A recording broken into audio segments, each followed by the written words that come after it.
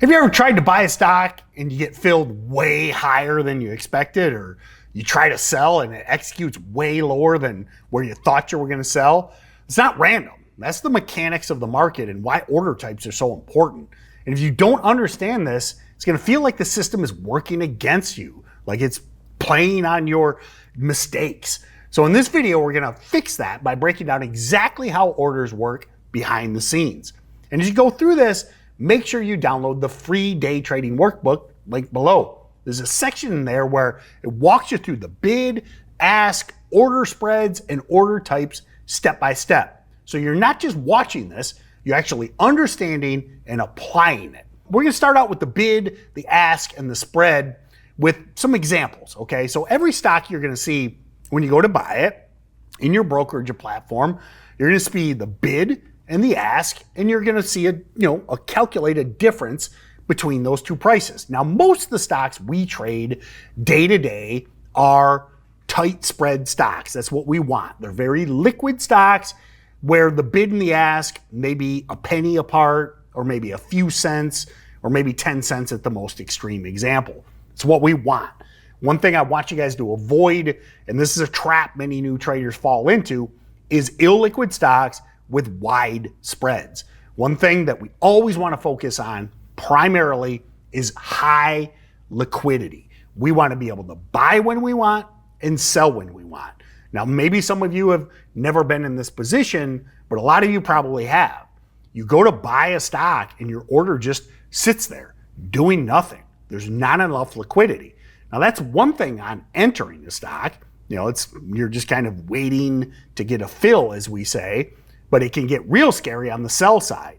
Maybe you buy the stock, it's illiquid with a wide spread, you're in the green, and you go to sell, and that stock moves away from you. It won't fill you at your desired sell price, and that's because there simply isn't not enough liquidity, and the spread is probably too wide, so you're forced to move your order down to get out of that trade, which you're now giving back some of your profits. I see this mistake made all of the time.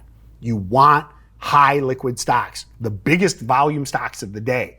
I don't care if you're trading 100 shares, 1,000 shares, or 10,000 shares, or 100,000 shares. We had stocks today trading over 100, multiple stocks trading over 100 million shares, which were the best trades of the day. No matter your position size, and hopefully you study this course, you start doing well, your position size go up. I want to be able to get in and out when I want, not when the market decides. Now, the next thing you have to understand is market makers. Now, all the stocks we trade these days are electronically traded stocks. Now, some people hear HFTs and algos and get concerned. We're not talking about that. The reality is the markets, all of the listed stocks, both the NASDAQ and the New York Stock Exchange, are ECN markets.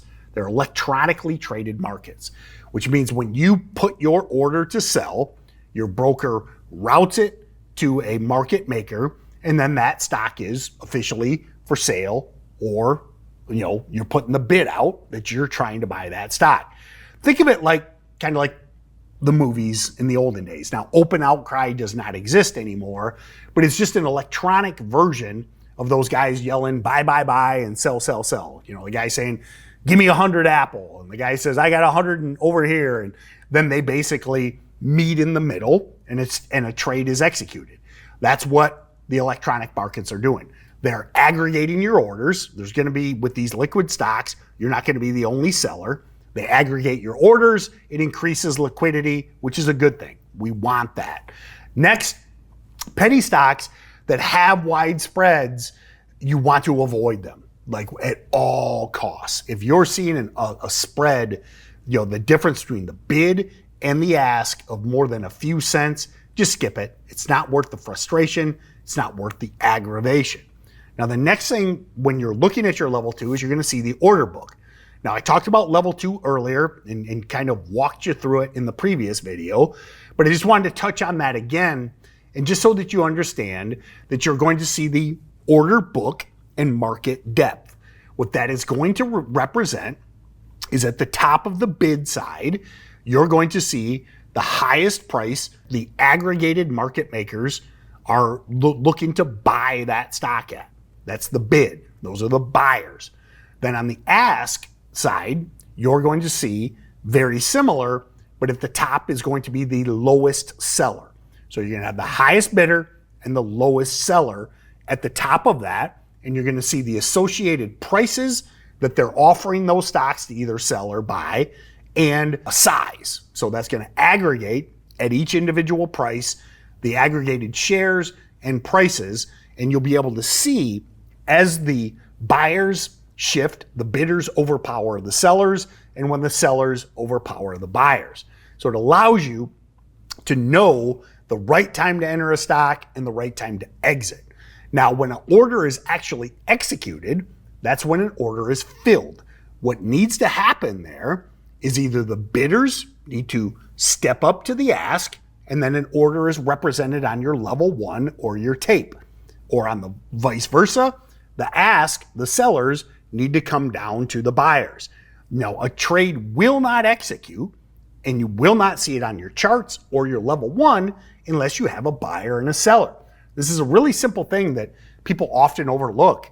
Like they're trying to buy or sell a stock, and they're like, why is nothing happening? It's because either your order is outside of that band where trades are taking place, or the stock simply isn't liquid enough or has too wide of a spread. I've answered this question almost every day. Like, I'm trying to buy, I'm trying to sell, nothing's happening. It's because you're not recognizing the level 2 and the level 1 and focusing on where those buyers are meeting in the middle. So now that you understand the plumbing, in the next video, we start the fun stuff. Reading charts, candlesticks, time frames, and how to look at a price chart and actually understand the story it's telling. So I'll see you in video 7.